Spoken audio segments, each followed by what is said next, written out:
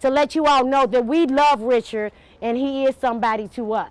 May 19th was the 1-year death anniversary of Richard Graham. Justice for Richard! With Richard's drug addiction, if you looked at my son, you would have never knew unless I told you. His mom, Monica Graham, says her son was arrested multiple times. When he got arrested last May, she hoped this is the time he would learn his lesson. As a parent, I felt that he was safe. Police arrested Richard May 18, 2024, for violating his home incarceration conditions. The Jail Professional Standards Unit investigation, or PSU, says he had a gun, cocaine, and heroin on him while on home incarceration. His booking process at Louisville Metro Corrections started at 9:20 a.m. Officer Anthony Hamblin gave Richard a pat-down search and a body scan. Here's a picture of that body scan as it appears in the PSU investigation. Graham was also strip searched since he came in on a drug offense. Nowhere in the report does it raise any red flags about these initial searches. The report says, quote, "After being searched and body scanned, inmate Graham went through the rest of the booking process. He was cleared for general population before 10:30 a.m. There is a very clear item that I could detect in the body scan. Leonard Vare is a prison and jail expert based in Texas. He has 26 years experience working in correctional facilities. Vare pointed to this white triangular shape in Graham's stomach as something that should have warranted further examination. That stood out because it had an unusual density, it had an unusual shape that is not consistent with what I would normally consider, food that's in someone's stomach. Is that something that should have been blatantly obvious to the officer?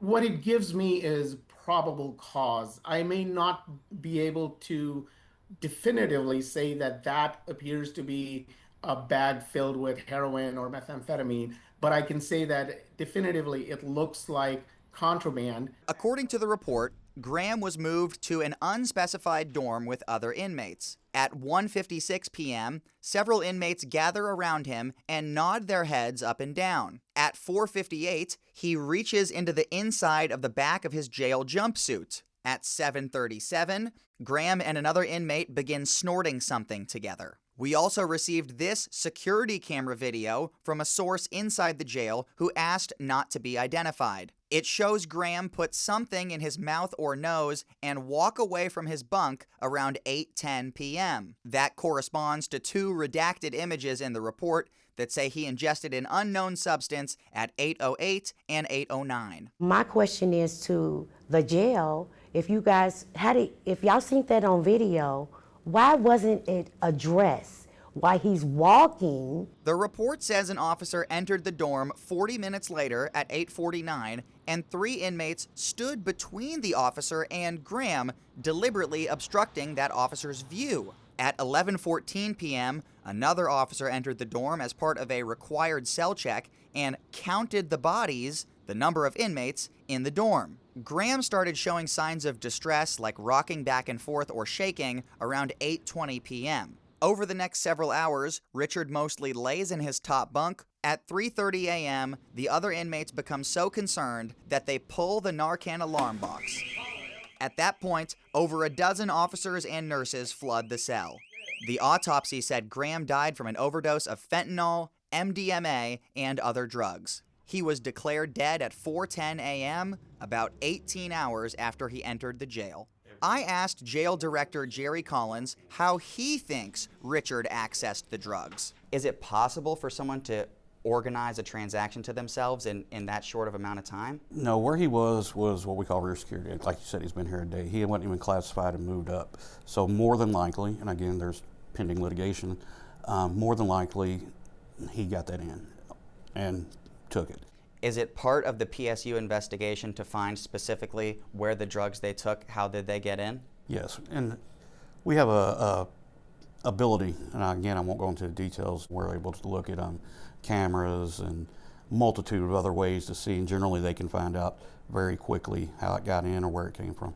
The answer could be in the many redacted pages of the report. 10 officers or nurses were interviewed as part of the report. All of them were either called to the dorm after the Narcan box was pulled, or they did a cell check once Richard was in there. Officer Anthony Hamblin, who did the body scan, was not interviewed. Instead, his resignation letter is attached. It's dated June 3rd and effective June 22nd, 1 month after Richard died. Hamblin wrote he is transferring to Louisville Metro Police. The jail would not comment on Officer Hamblin's resignation or his role in the investigation due to potential pending litigation. Metro Police confirmed Hamblin is still one of their officers, but would not comment on the LMDC investigation. Officers Esther and White were reprimanded for not doing proper cell checks in Richard's dorm. They did not scan his wristband, as policy requires. Officer Esther also did not check for flesh and breathing movements, as policy requires. If you did all of that and you did your job, then, I'm not saying Richard would still be here, but there is a thought in my mind, if they would have checked on him, maybe they could have saved his life.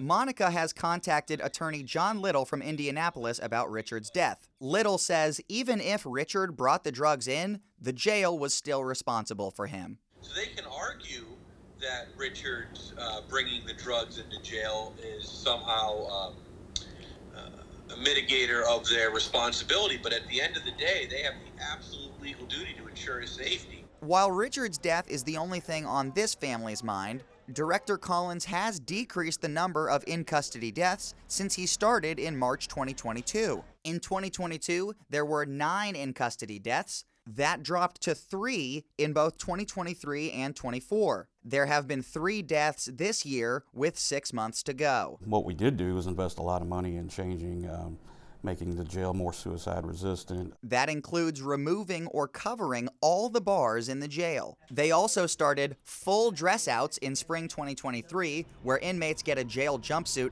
the instant they get into jail instead of after booking photos. What we were seeing is they were sewing fentanyl on their clothes, they were tearing their shoes apart and gluing it in. Also doing away with paper mail. Family members would give lawyers paperwork and they would hand it off to them in the courtroom out of our custody and then come back into jail with that. And you could huff the paperwork and get high? No, it was soaked, so you'd just eat it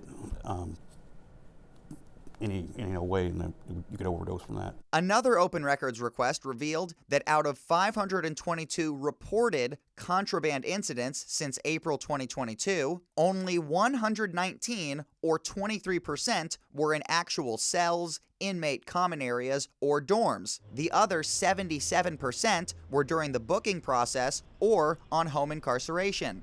Will you give him any credit for that? It's hard to give somebody credit when my son is dead. As a grieving mother, Monica's view of jail improvements could only go so far. She hopes the scrutiny will continue on LMDC, like it was when former FBI agent David Byer released his 400-page report in 2023. I do not want any family to suffer and feel the pain that I feel right now. Do you feel like you're on the right path right now? I do, and it's gonna, it's never an easy path, Travis. It's a tough path. It's a tough job. However, yes, we try to get a little bit better every day. She prays no more moms will have to dissect their son's death like she has.